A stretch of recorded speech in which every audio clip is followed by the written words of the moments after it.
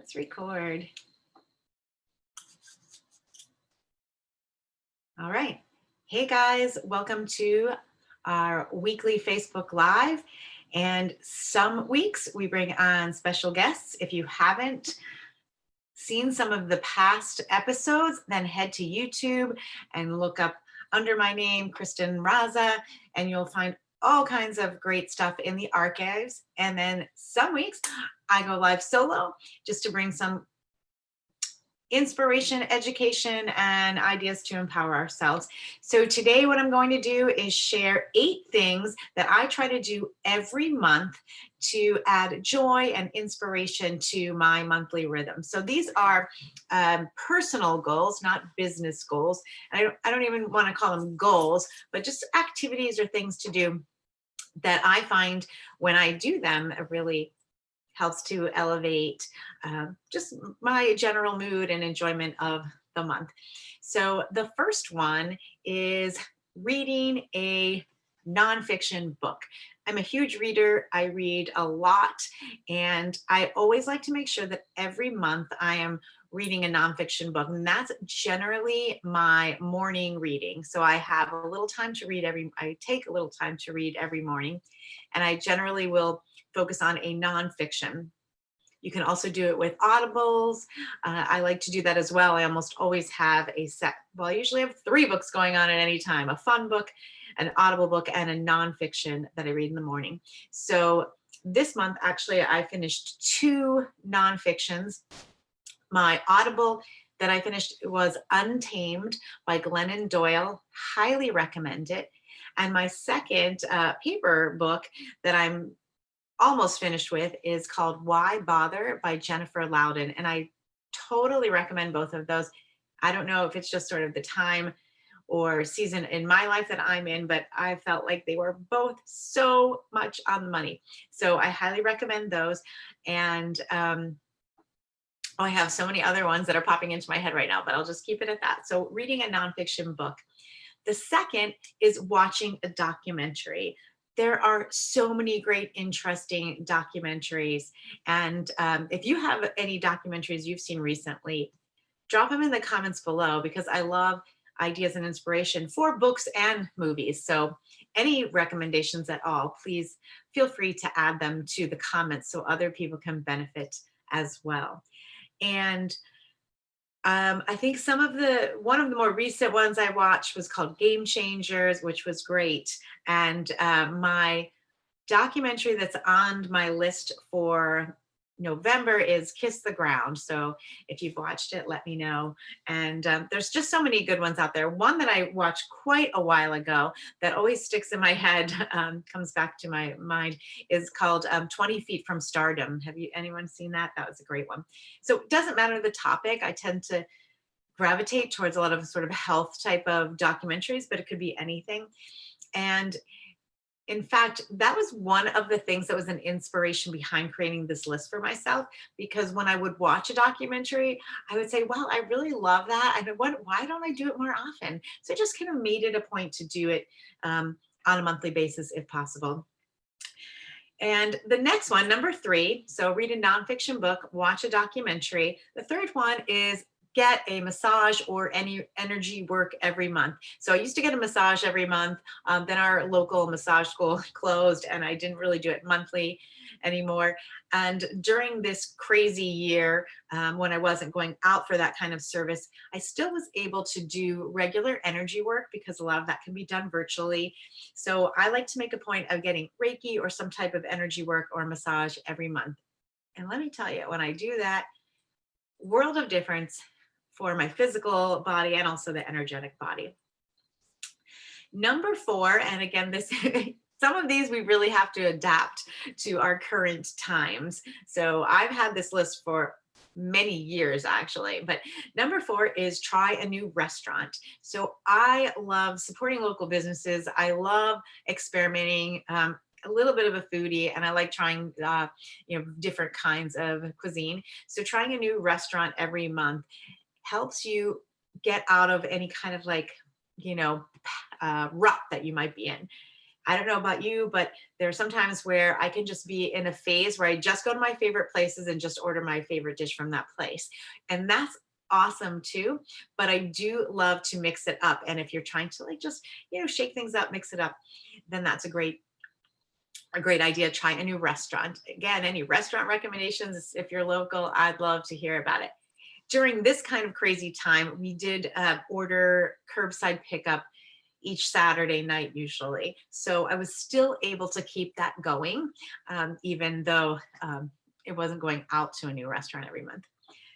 The next one might not be for everyone, but that is get a manicure and pedicure, mani-pedi every month. Again, this year has been a little different. So most of the months I did my own, although I recently did go out for one. And it was really sterilized and organized and highly compliant. So that was a real treat. But that's just something that I like to make sure that I do on a monthly basis. I know there are people that do weekly manicures and that kind of thing, but for me, it's just something that I do once a month to kind of self-care, maintenance kind of thing. The next is have an adventure or learn something new. So the origin of this started quite a while ago. Gosh, probably more than 10 years ago, maybe, I don't even know. With my friend Pina, we would have what we'd call every month the K&P Adventures. And it started out that we would do something every month that neither of us had ever done before. So we went zip lining, we did tree climbing, we did fencing, we tried surfing. It was quite a range of things. Went to the rifle range, all kinds of different things that we tried. Over time, then it became something that maybe at least one of us hadn't done. We went horseback riding, we did jewelry making. And then ultimately, I've kind of tried to keep that theme going, even though Peanut and I stopped doing our dual adventures quite a while ago. I like to try to make sure there's something that I'm doing that is either I'm learning something new or going and having some new kind of experience. So it's kind of, it's just a way again to shake things up, to bring out your creative side, to have maybe an artist date with yourself. And you could do anything. I mean, anything goes in that category. What I'm looking into right now is on Airbnb, there is a whole section, Airbnb experiences. I've actually purchased some of those for gifts in the past that were all in-person events, but they have a ton of online events also. So check it out. You can do cooking classes online. You can do all kinds of stuff. So just something that keeps it fun and interesting and creative. The next has to have had a little bit of a tweaking in this year, and that is entertain. So I love, this is, a list I came up with things that I love to do and that I wanted to make sure I was always doing. So I love to entertain. I've done it more than once a month with business and also with personal, with friends and family. So I love entertaining. To me, that's really motivating and something I enjoy. This year, we have not been entertaining in my home, but it could be creating some kinds of connection. So I did have a friend for coffee out on my patio, and that was nice. So we were able to do that safely. But many times what we were doing is having family Zoom game night. We would do the Raza happy hour and movie trivia nights, things like that, that we got organized. So it was a way to bring people together. And again, you've got to get a little creative and, think out of the box in the current times, but there are still ways to do that. And then the final item of my 8 things to add inspiration and joy to your month is planning for the next month. So that's a little bit less of a fun item, although you can make it fun. But I really like to sit down before the next month comes. So right now we're a few days away from November. Sometimes I'll do it like a week out. This month I not getting to it till probably tomorrow. And I like to look at my next month and really plan. So especially if there are things like birthdays, anniversaries, special things going on that I can sort of get like a little leg up on and have just some advanced planning for that.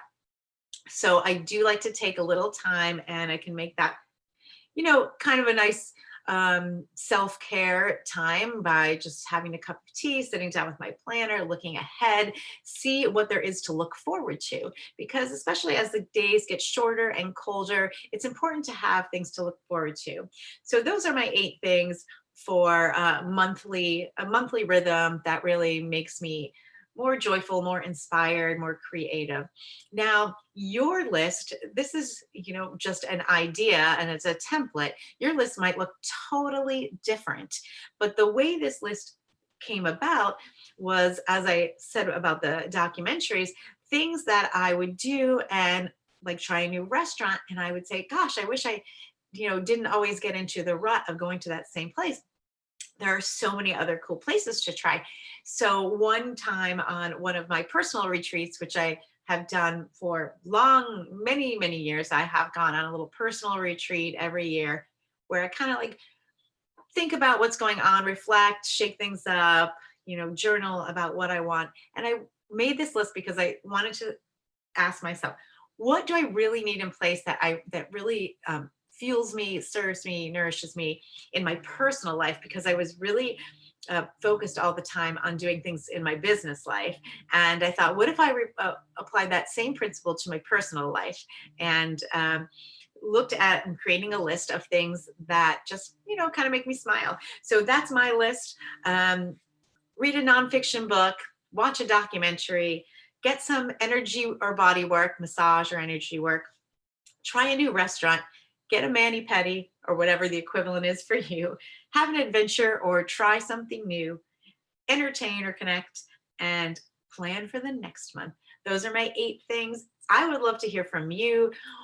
First of all, what recommendations do you have in terms of books, movies? And then finally, what are things that would be on your must-do list? Things that you just wish you did more of. And that's kind of how it all starts. I thought, I wish I did more of those things. So I decided to make a commitment to do that now. With that said, I do not do all 8 of these things consistently, absolutely every month.